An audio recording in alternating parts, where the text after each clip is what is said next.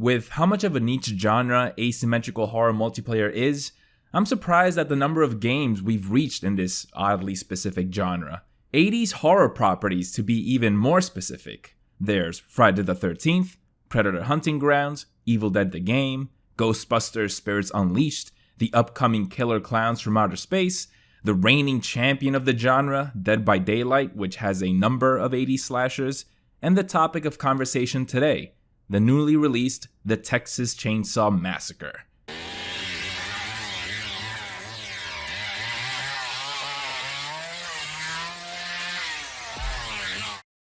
This is a video based on a video game, based on a movie, based on true events.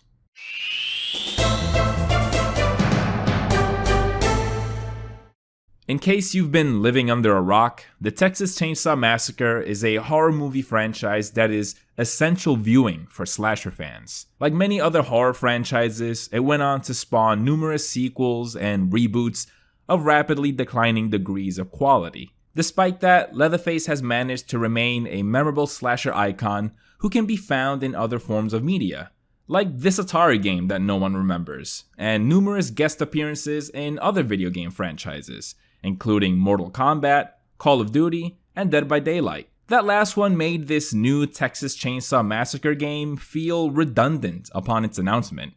Dead by Daylight has had a chokehold on the asymmetrical multiplayer genre for quite some time now, being one of the most popular games streamed on Twitch and having consistent updates in the form of killers, survivors, and maps. So, why make a wholly dedicated Texas Chainsaw game if the face of your franchise is already part of the most popular horror multiplayer game out there?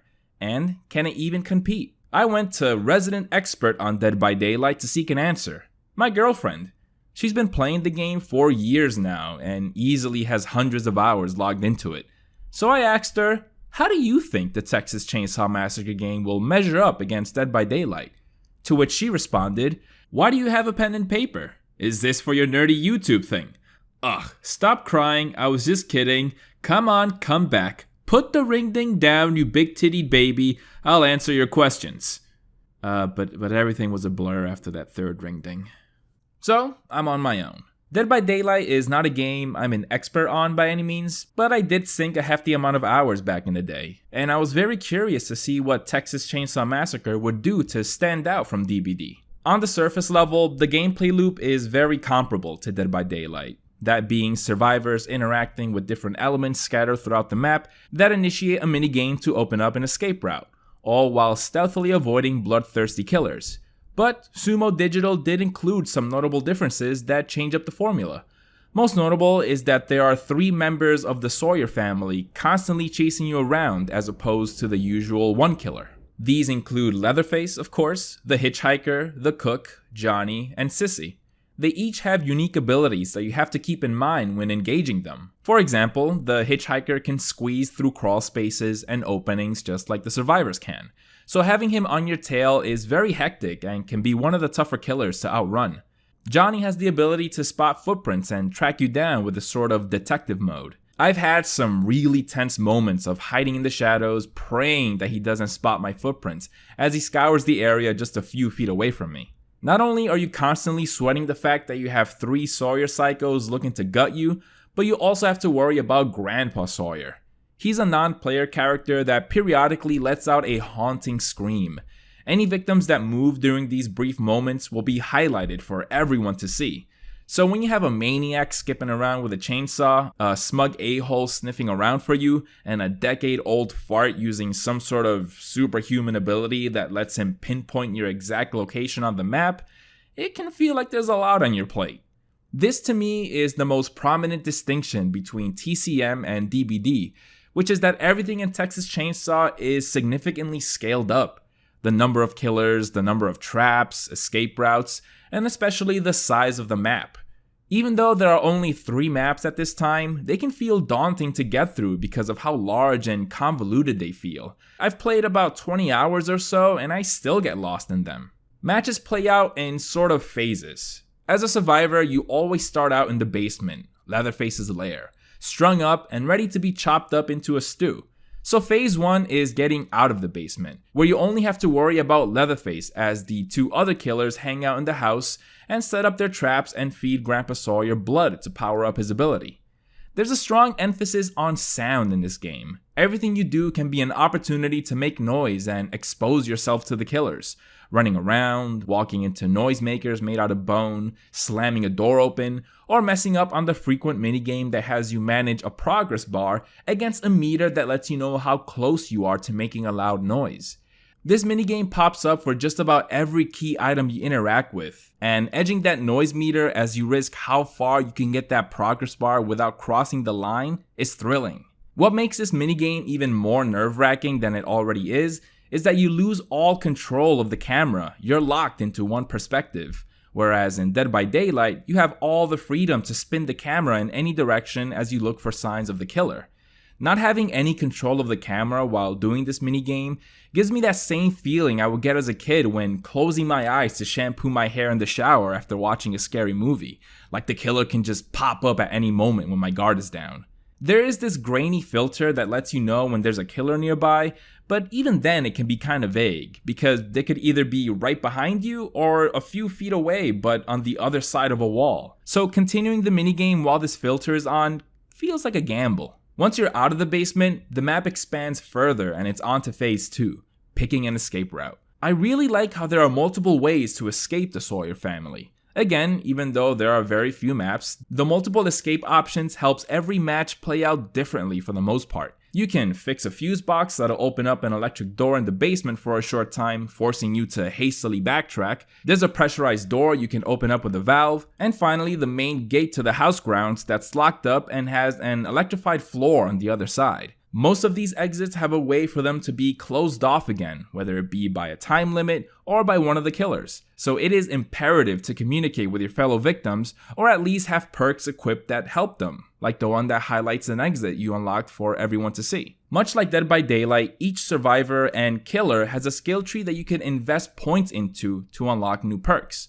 They branch out to different perks, and it's up to you to pick the ones that would best fit your playstyle. I tend to pick the ones that support solo queuing because, screw everyone else, I'm just trying to ensure I make it out alive. Hold on, my fucking chest is pounding right now, dude. I don't know if I'm gonna make it. Oh, what the what just happened? Oh, wait, I'm gonna be dude, watch me be a superhero. I'm gonna be a superhero right now. See that? No, she's good. But check this out. Okay. Man! You know what? Never mind. You guys can have her. Oh, Some hero, Diego. Good job. Once you have your exit plotted out, it's on to phase 3, making it to the gates. Even though the asymmetrical multiplayer horror genre can feel overdone at this point, being the final survivor in this game and trying to make it to an exit never fails to get my heart thumping. I mentioned earlier that I get lost in these maps very easily because of their size, but it can also be because they kind of blend together. Except for the one map that's set during the night, the other two are very similar aesthetically. Well, and even the one that's set during the night when you're indoors, the indoor settings look very similar to each other. The game does an excellent job of capturing the original movie's aesthetic and vibe, the cluttered, gross, and hot atmosphere, as well as recognizable parts of the house. But I guess a detriment this game has when compared to Dead by Daylight is that it's limited in terms of the kind of content it can bring in. DBD is like the Fortnite of asymmetrical horror games. It has just about every slasher in its genre, as well as pulls like the Alien from Alien, the Ring Girl, Nicolas Cage, and a bunch of maps with vastly different aesthetics, which immensely helps the game stay fresh. TCM is restrained to the aesthetics of the franchise, which is cool in terms of having an authentic experience, but certainly can be a challenge if you want your game to stay relevant and compete with the big dog. It's just like how I wish Predator Hunting Grounds would include a city map to pay homage to Predator 2, but it seems like the game wanted to solely capture the jungle vibes of the original movie. I believe Friday the 13th had some ambitions of bringing in Jason X and even a spaceship map, but that game was wrapped in a whole bunch of copyright issues, which is a whole other conversation. I did see some leaks of TCM of a new map that's on the way and even another killer, so that's a good sign. Hopefully the game remains active enough to allow the devs to keep a steady stream of updates coming. I have a feeling that it will. I think what makes these asymmetrical games hit is leaning into the horror aspect. You do have some options of fighting back in this game that briefly incapacitate the killers, but you still feel relatively helpless and like a victim in a horror movie. And that's the whole point of these games. To be in a constant state of terror and feel like you escape by the skin of your teeth. I've criticized these kinds of games before because it can be frustrating playing as a survivor and feeling like the killer is overpowered and has a massive advantage. Quick side note, I'm sure that if you talk to a DBD expert who knows the ins and outs of the game and is really in the depths of it, they may argue that the game has had states where it has been balanced in the survivor's favor. It's all about the meta, right? These things are always changing. The game is always being rebalanced. But speaking from a casual standpoint, these games always feel like playing as the survivors is the hard mode. I think that's really important for an asymmetrical horror game. It's thrilling, you're living out that final girl scenario. Predator and Evil Dead tried something different for this genre by giving the human players more significant means of fighting back in the form of full-on weapons, and I think that might have played a part in those games' very short life cycle. The combat mechanics in Evil Dead were good, but they just made me wish the game was a single-player story-focused one.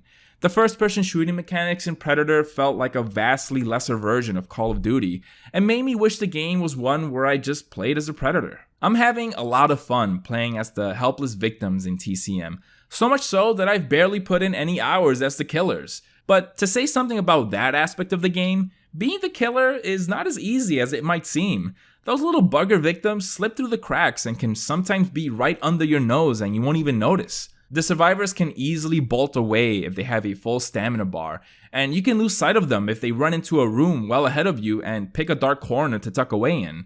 You also realize how much easier it is for the survivors to navigate through the cluttered environments because they can slip through any obstacle.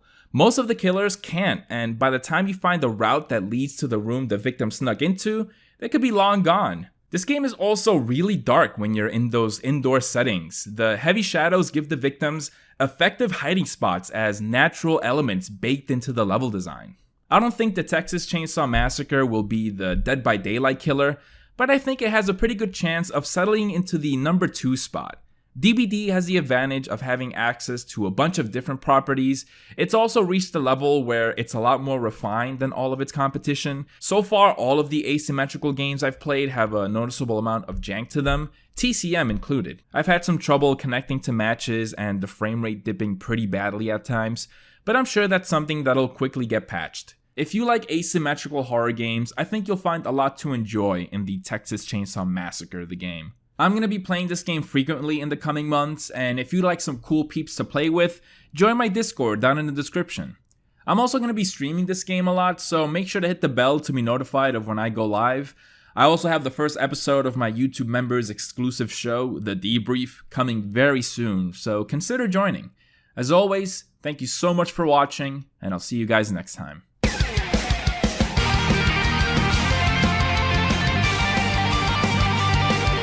Special thanks to Samira Naji and Carlos Fontes for supporting at the top tier. You guys are certified superheroes.